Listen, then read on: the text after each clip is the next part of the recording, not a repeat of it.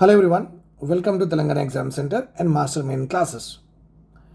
Today we are going to discuss very important article related to women workforce. So you can see here we are having a goal of attaining Viksit Bharat by 2047. This is our primary goal, right? Nothing but Viksit Bharat is nothing but to have a developed nation or a developed country. Since the time of childhood, we always study that India is a developing country, right? So we want to remove that particular notion and we want to go ahead and we want to become a developed nation by 2047. That is only called as Viksit Bharat. So, and in the budget 2023, along with that Gharib, four pillars are there. Youth, you might be aware of this. Women, agriculture. These are the four important pillars which was given in the budget 2024 last year budget in order to achieve the Viksit Bharat. In this particular aspect only, we are now discussing with regard to women, because Viksit Bharat tells that women is an important pillar to attain Viksit Bharat. Now, when you talk about women is doing invisible labor, and the dreams of Viksit Bharat can we achieve or not. Now we'll talk about some important concepts which are helpful for you to understand this particular editorial. Right. In the article, we are having one important aspect, that is unpaid labor. Okay, what do you mean by unpaid labor? Very important. Unpaid labor meaning what? Okay. Unpaid labor is nothing but an individual is working, but the individual is not paid.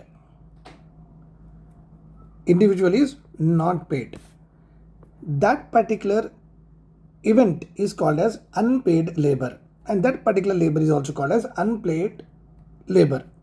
Now, if you see here, for example, family owned businesses are there, wherein the woman works or the wife works, she will not be paid by the husband as a form of salary. So this comes under what? Unpaid labor. Along with that, some social notion responsibilities are also there, such as parenting of kids, caregiving to the elders. All these she works, but again she is not paid for it. Okay. Then we also have cooking, which is done by the woman, but again this is also unpaid to the women. So in India, we are having rising unpaid labors are there with regard to women. The survey, the article is only talking about if this unpaid labor goes in this way, how does we able to improve the incomes of the women and so achieve our Viksit Bharat. Okay. Along with that, another important concepts we are having. Okay, division of labor. We call it as what? Division of labor. Okay. So in our country, we are having what? Labor. Anybody who is in the age group of 16 to 59 years, we call them as labor. Whether you are engineer or doctor or whatsoever, or normal illiterate also, then also all of them are called as labor. We call it as labor force. This amount of people which are there in that particular age group, 16 to 59 years. Okay, some books also have 14 to 59 years because the law permits the 14 years children also to be a part of non-hazardous, non-harmful, family-owned businesses. They can work in that. Okay, that is another topic. But understood, I have given you some information. Division of labor is nothing but when we are having a country which are having a lot amount of population, obviously 60 to 59 years. So some labor, some people will be only having what? Doing advocate. Some people are only what? Farmers.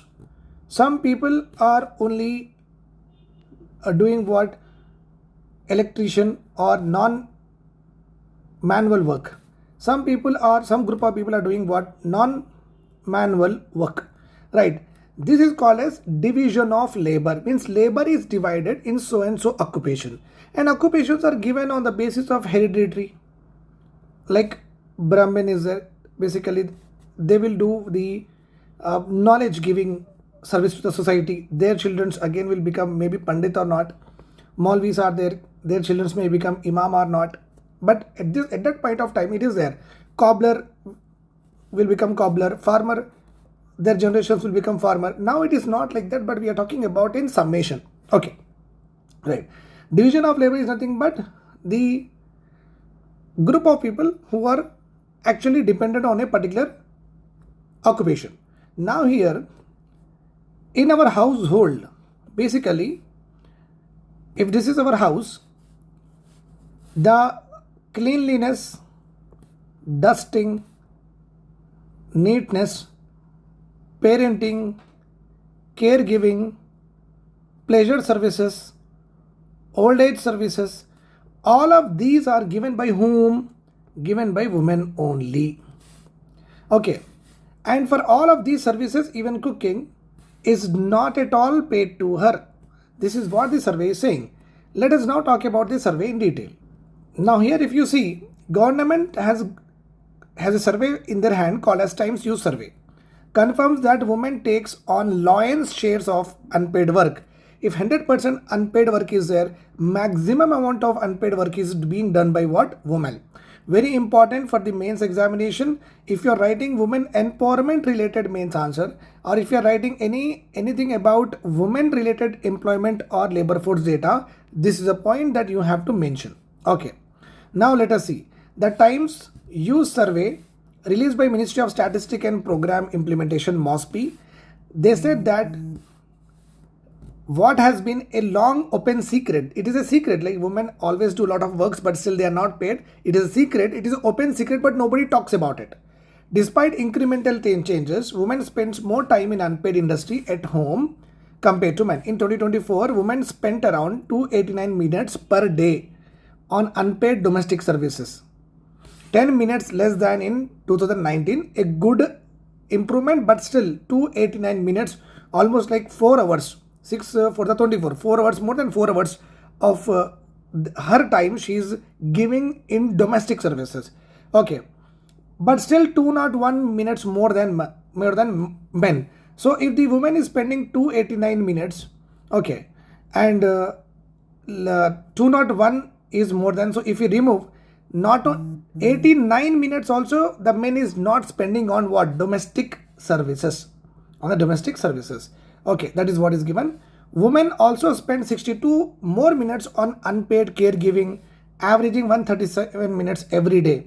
Okay, then we also have, in addition, women also spend around 140 minutes a day on caregiving compared to only 75 minutes with regard to the men. So basically the data is with regard to women are spending more time in domestic and caregiving services at home. When compared to men, they are doing very, very less. If this particular gender division of labor is there, division of labor means men should do this, women should do this. If this division of labor is there, then it will be having a cascading impact on the woman's long-term economic mobility and workforce equality. If she gives most of the time in the household services, when she will go and earn, when she will become more productive to the organization. So it impacts her economic status, it impacts her performance. That's how workplace inequality will be there. There will never be a point when woman is so much involved, she cannot be equal with regard to their counterparts.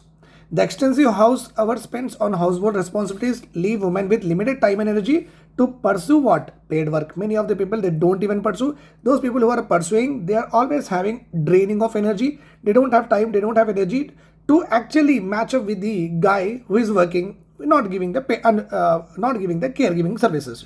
It also limits her ability to acquire additional qualifications. So whatever the time she is having, she is dedicating for work. Apart from that, she can never do what? Upskilling is not possible. She cannot go for reskilling also. Okay. Additional qualifications she cannot get, and she cannot rise into higher level of management. That's how the gender dominance will be there at the top level of the management, which becomes insensitive over a period of time if this goes with regard to the women problems.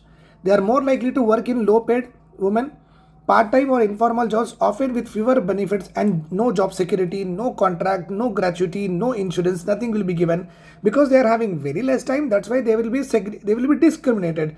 Directly they will say, madam, you are not coming full day, madam, you are coming very late, you are taking lot of leaves, that's why we cannot give you salary, we'll deduct your salary. So that's the reason no one will have that confidence in them, because they are having most of the time spending in the caregiving services. Okay, the household structure is like this. Like men should do this, women should do this.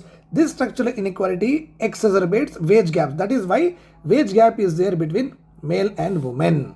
The impact of care responsibilities of women labor participation, published in International Labour Organization, argued for investment in the country's care economy.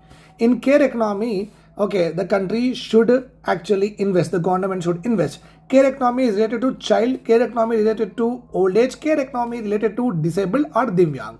Okay, this is called as care economy, particularly in early childhood care education, given the fact that India has 53% of the women outside the labor force still.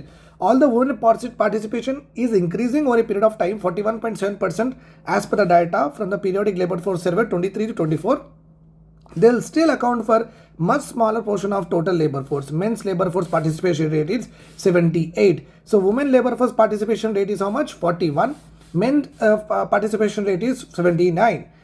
So almost like gender disparity you can see.